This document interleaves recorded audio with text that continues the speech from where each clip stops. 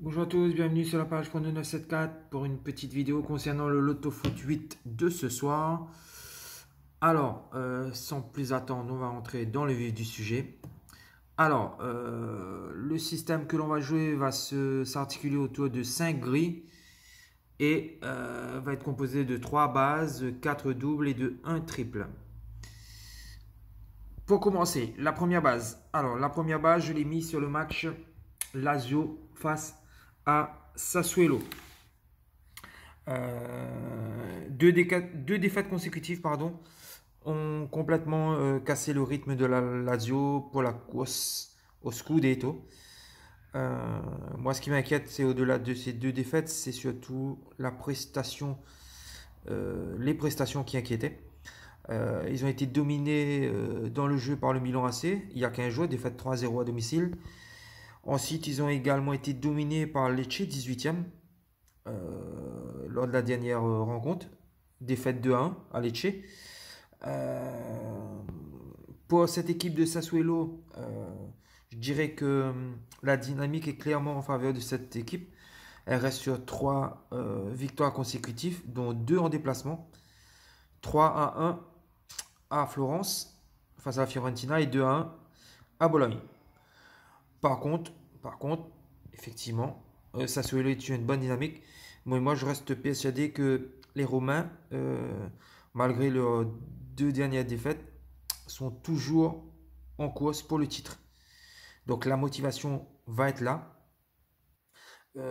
Elle a l'obligation de se ressaisir.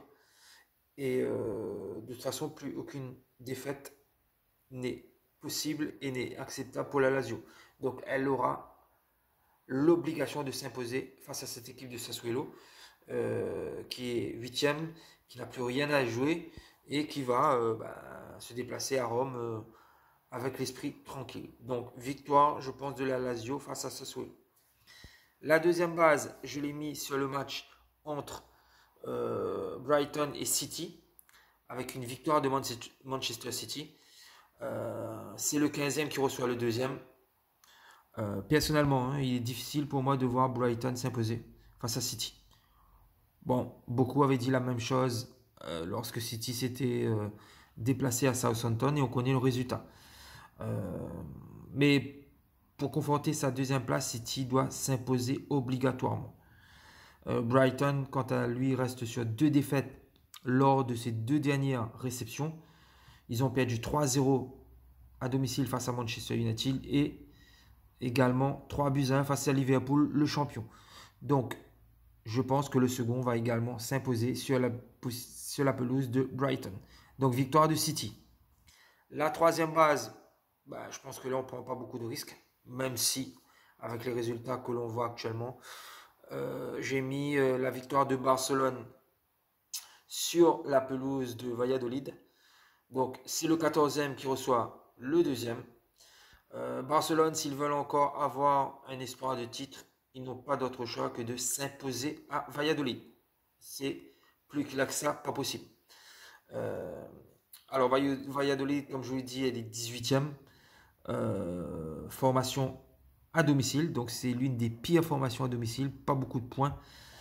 Il y a un sans faute obligatoire du Barça pour essayer encore de rattraper le Real, donc ça passe obligatoirement par une victoire à Valladolid. Donc victoire de Barcelone, assez large, je pense. Ensuite, j'ai mis un triple sur le match Juventus-Atalanta. C'est le match au sommet de ce championnat italien. C'est le premier qui reçoit le troisième.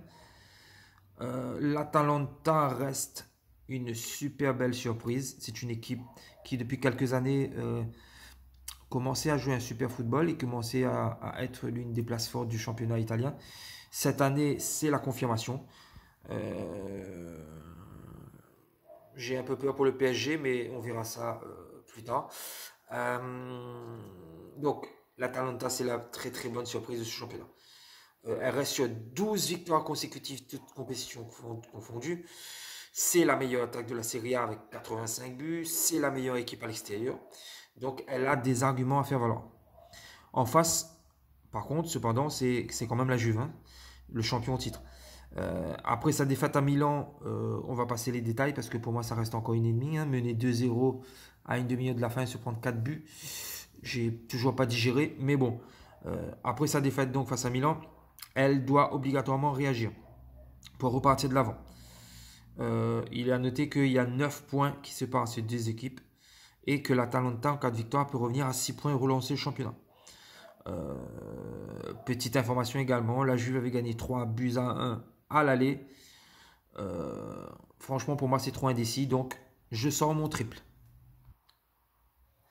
Le premier double, je vais le mettre sur le match entre Brescia et la Roma. Le 19e accueille le 5e. La Roma, pour jouer l'Europe, n'a plus d'autre choix que de faire un PFX jusqu'à la fin de l'année. Donc, la victoire est obligatoire pour la Roma. Brescia est très inconstant, mais peut gêner quand même cette équipe de Rome qui reste sur des résultats un peu décevants en ce moment. Donc pourquoi pas un match nul de Brescia. Ils en ont la possibilité, ils ont la capacité de le faire. Donc ça pourrait être une des petites surprises avec un nul. Le deuxième double, je l'ai mis sur le match entre Sheffield et Chelsea. Sheffield 7e reçoit Chelsea 3e. Sheffield reste sur 4 victoires sur ses 5 dernières réceptions, dont une belle victoire face à Tottenham 3-1. Chelsea, quant à lui, reste sur une défaite à West Ham à l'extérieur il y a 15 jours. Mais elle a gagné il n'y a pas très longtemps à Leicester, à Aston Villa et la semaine dernière face à Crystal Palace. Donc, pour moi, Sheffield à domicile est capable du pire comme du meilleur. Donc elle peut s'imposer face à Chelsea. Mais je reste persuadé que Chelsea a un petit avantage en termes d'effectifs et surtout en termes de qualité de jeu et avec l'envie de se qualifier pour la Ligue des Champions. Voilà. Donc, 1 ou 2. Le troisième nul, je l'ai mis sur le match entre l'Osasuna et le Celta Vigo avec soit une victoire d'Osasuna ou un match nul. C'était un match du milieu de tableau hein, entre le 11e et le 15e. Pour moi, ces deux équipes sont déjà en vacances puisqu'ils sont sauvés. Il est à noter que le Celta Vigo, c'est le roi du match nul. 15 matchs nuls en 38 journées de championnat, dont les deux dernières face au Betis et face à l'Atlético Madrid. Mais je mettrai quand même une petite pièce sur Osasuna,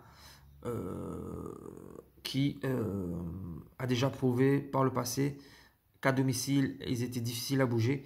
Et pourquoi pas une victoire d'Osasuna. Voilà. Ensuite, le dernier match qui va opposer donc l'Atlético au Betis, c'est le troisième qui reçoit le 13e. L'Atlético de Madrid est intraitable sur les 7 dernières journées. Elle est très en forme, aucune défaite.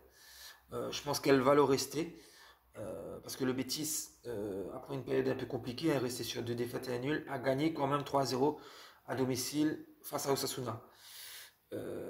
Mais elle s'est sauvée, donc pour moi, elle a l'esprit tranquille, elle va venir sur la pelouse de l'Atlético sans vraiment avoir de l'inquiétude. Mais comme je vous dis, l'Atlético est favori, mais pourquoi pas un match nul du Betis.